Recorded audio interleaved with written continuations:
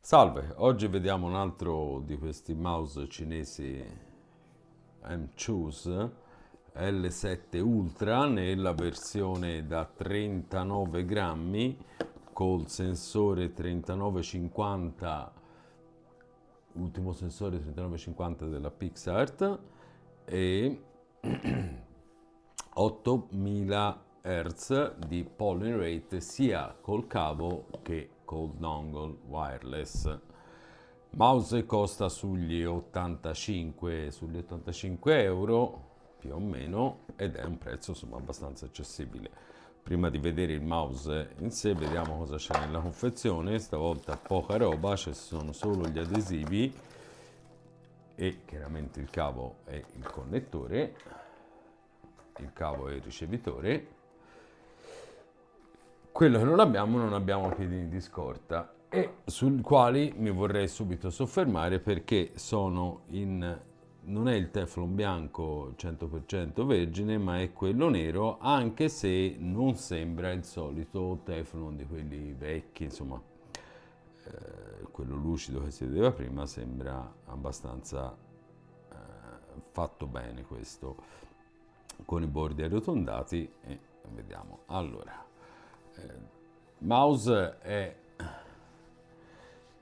abbastanza piccolo e come dicevo pesa 39 grammi.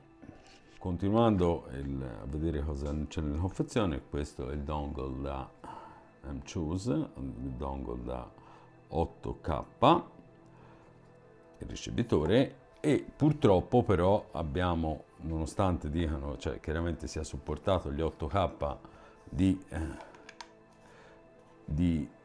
via cavo, vediamo che non è assolutamente un cavo proponibile per poter giocare, è veramente molto molto molto duro, sinceramente serve giusto per il ricevitore, è impossibile giocare. Casomai, ecco, si può provare forse con un altro cavo, non so se supporta gli 8K, però con un cavo magari più morbido che si ha per poterci giocare. Così non è assolutamente possibile, è un cavo praticamente di una ricarica per il telefono.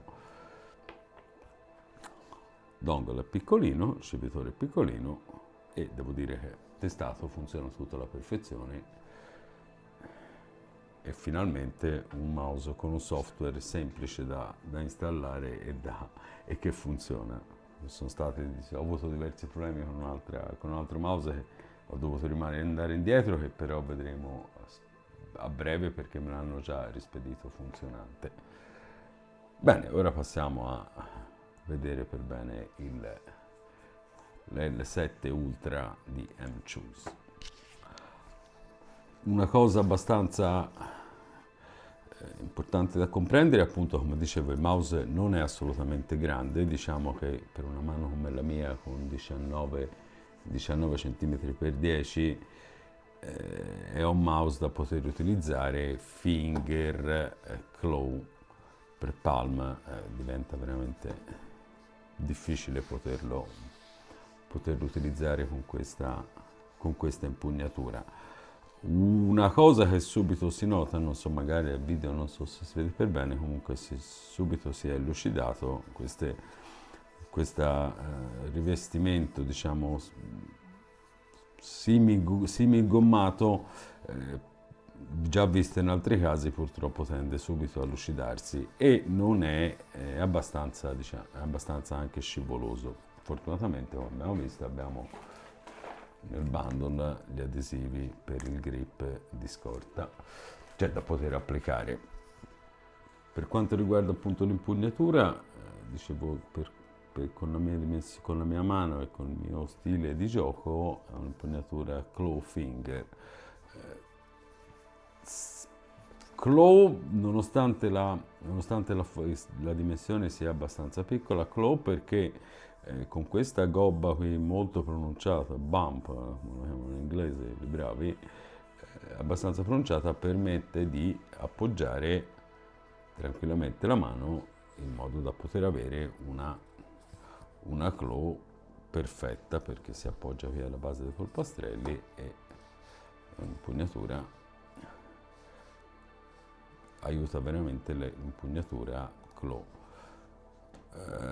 Per quanto riguarda mi piace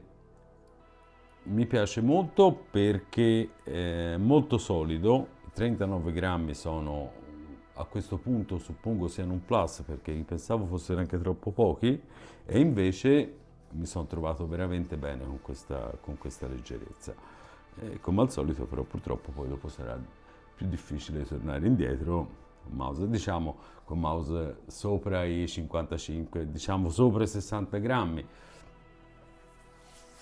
Insomma, non sono poche, si avverte la differenza tra 39 e i 55-60 che sono un po' lo standard adesso dei mouse da gaming ultimi usciti.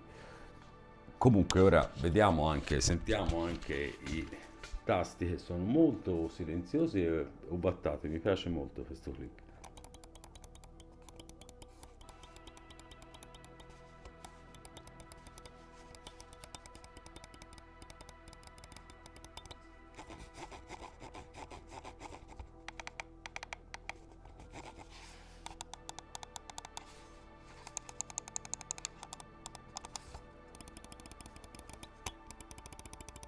Come abbiamo sentito, il destro è leggermente più rumoroso del sinistro, però ecco, diciamo sono molto silenziosi. Abbiamo fortunatamente il fine corsa sui tasti laterali, rotellina così all'inizio è qualcosa di spettacolare. Ultimamente poche volte l'ho sentita così buona, non troppo alta, quindi perfettamente raggiungibile. Clic orizzontale, anche se non essendo molto alta diventa difficile poterlo utilizzare senza dover premere il tasto, lo switch principale, e click e travel pre-click non è molto accentuato, però ecco come vediamo abbiamo una corsa abbastanza lunga dei tasti. Poi fortunatamente col nuovo tool andremo a controllare anche il lag totale, compreso tutto il travel tra un click e un altro col tool che presenterò appena lo approfondisco per bene. Comunque insomma i dati li posso dare.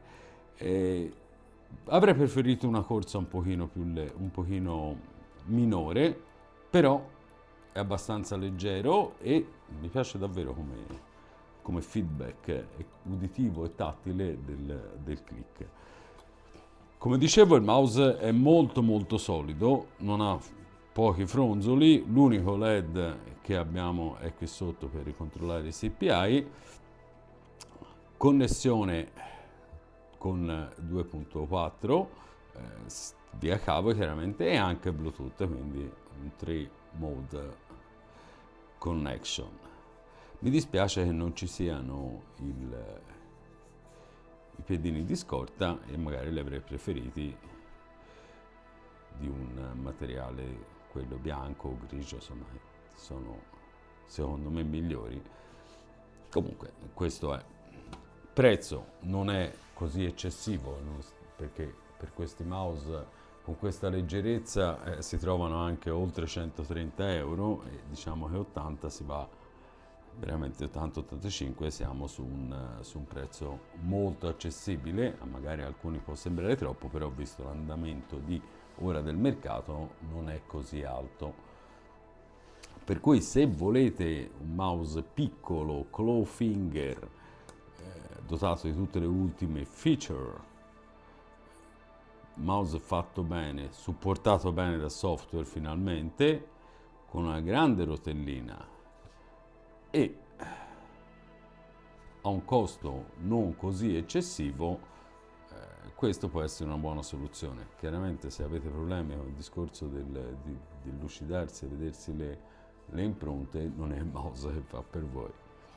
Comunque anche questo MacChoose L7 Ultra Pro ve lo consiglio vivamente e fortunatamente si continua a uscire dalle solite 3-4 marche che purtroppo si sono accaparrate il mercato e diventa difficile poi distogliere dalla mente degli acquirenti e degli utenti.